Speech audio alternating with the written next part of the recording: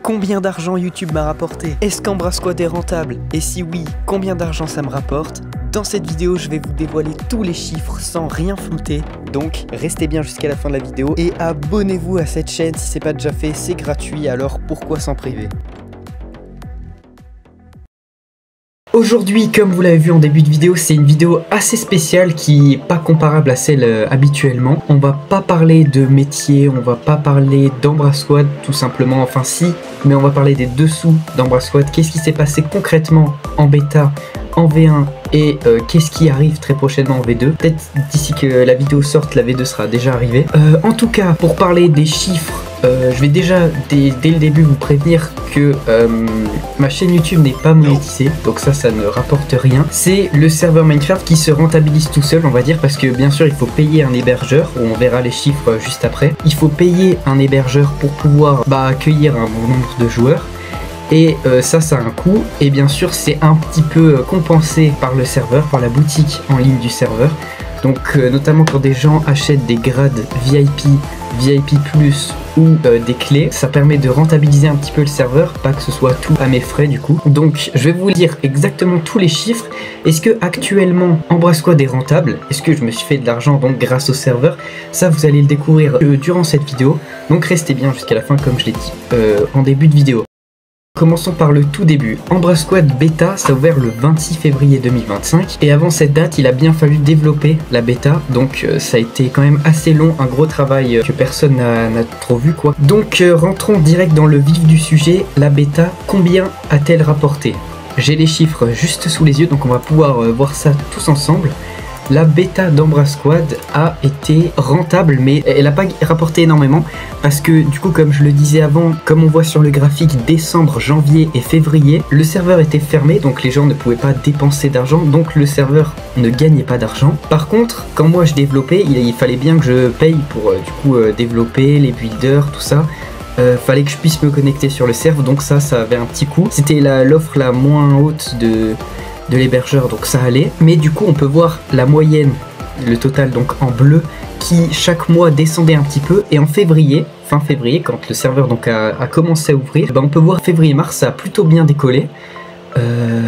Là si on regarde que la courbe verte, ça a même bien décollé, au-dessus de 25 €. Ça a pu rembourser assez pour que la bêta soit rentable, donc la bêta ça a été une bonne mise à jour, elle a pas perdu d'argent, elle en a pas gagné énormément non plus, mais voilà, on reste sur quelque chose de quand même globalement bien, surtout que les joueurs ont un retour assez positif de cette version, donc voilà, c'est assez bien.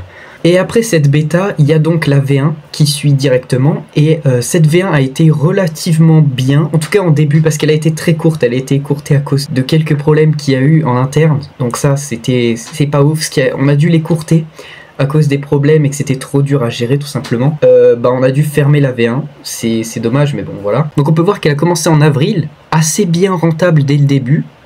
Les premiers mois, enfin le premier mois du coup a été relativement bien rentable. Il y a eu des clés, des grades qui ont été achetés, donc ça va. La moyenne, donc le total, on peut voir qu'il est bien monté. On commençait à devenir rentable.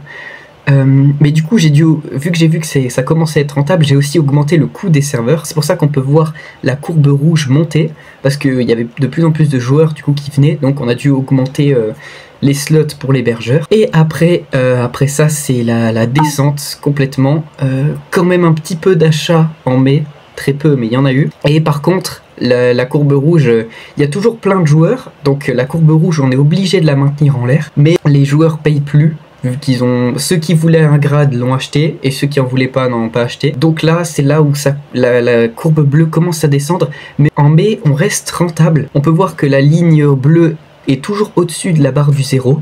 Donc ça c'est toujours positif. En mai on voit que ça descend drastiquement, hein, quand on voit cette courbe descendre. On se dit oulala, faut qu'en mai on rattrape ça. Mais comme le montre le mois de juin, on n'a pas réussi parce que le serveur a arrêté courant mai, si je dis pas de bêtises, quelque chose comme ça. Donc plus de joueurs. Et là ça c'est l'erreur de ma part.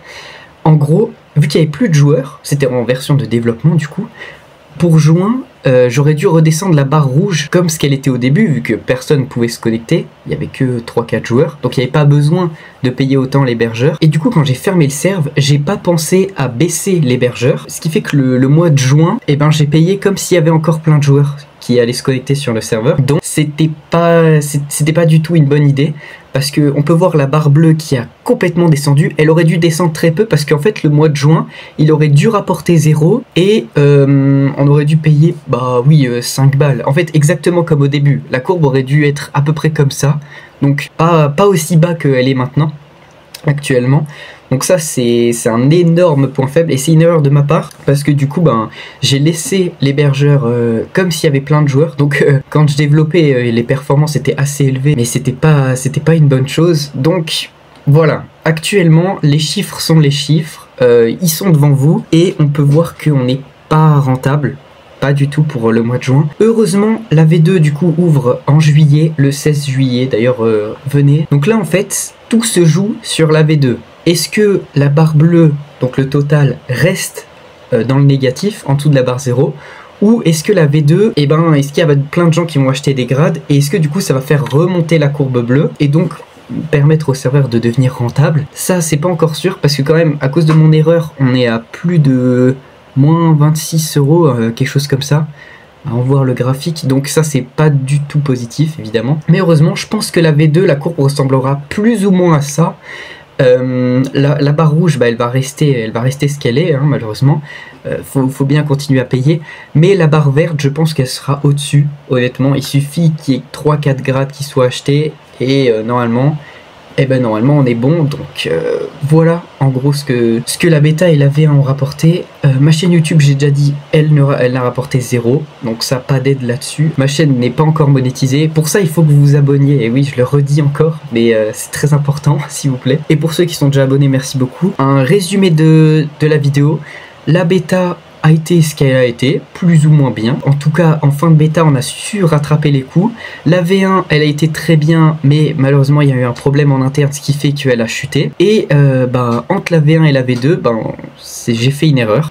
Donc voilà à quoi ressemble le graphique actuellement. Et j'espère que la V2 donc sera rentable, en tout cas en début de saison, parce que oui, il faut parler d'un autre truc, c'est qu'en début de saison, la courbe a tendance à du coup monter, exactement comme ce qu'on l'a vu dans les 2 débuts de saison, mais mi-saison, les gens ont leur grade, ou les gens veulent pas en acheter, et ce qui fait, et pareil en fin de saison, ce qui fait que la courbe verte, elle fait que descendre, enfin la courbe bleue pardon, elle fait que descendre, vu qu'il faut payer le serve, mais les gens achètent plus de grades.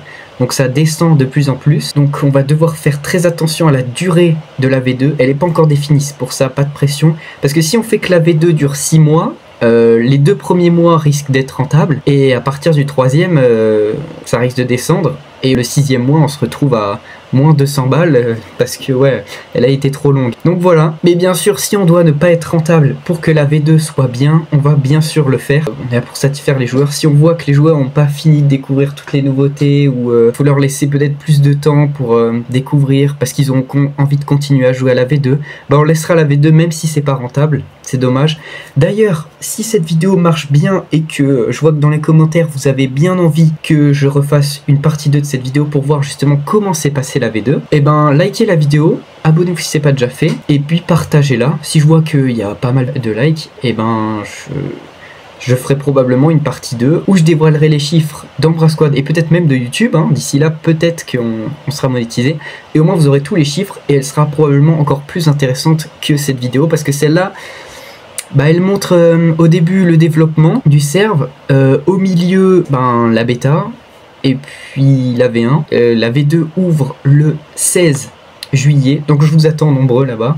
Venez jouer, venez profiter, pas besoin d'investir, de dépenser dedans, venez vous amuser, on vous attend sur Embrace Squad, et moi je vous dis, j'ai toujours pas d'outro.